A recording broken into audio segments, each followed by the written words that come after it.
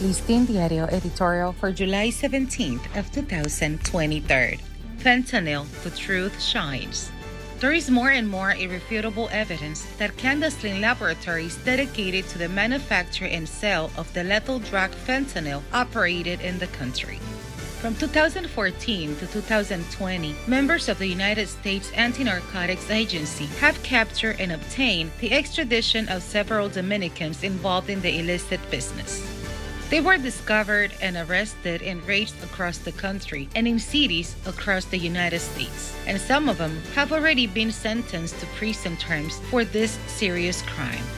Dominican anti-drug agents have participated in the interdiction and closure operations and laboratories installed in Santiago and other areas in the north of the country from 2014 to a couple of years ago. To further strengthen the veracity of the existence of the fentanyl manufacturing and marketing network in the country, the directors of Hogares Crea and Casa Abierta, the two entities dedicated to the rehabilitation of drug addicts, have admitted having patients who consume the deadly hallucinogen. With the direct testimony given by some of them to Listín Diario, confessing their addiction and even pointing out places in the capital where fentanyl is sold like hotcakes, there is no doubt that a dangerous threat hangs over the Dominican youth. Because to the extent that fentanyl, due to its affordable price and the power of its effects, achieves its mass use in the country, to that extent society is exposed to dealing with an ominous epidemic that has already caused thousands of deaths of young people in the United States.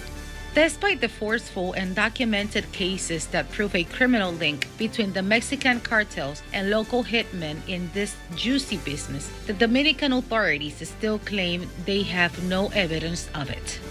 It is a bad thing that in the face of a conspiracy against health and life, our authorities seem to be oblivious or unaware of what has been happening since 2014.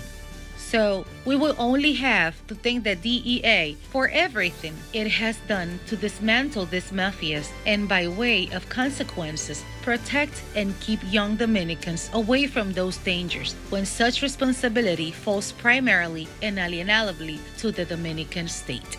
For Listín Diario, voiceover and translations by Indira Rodriguez.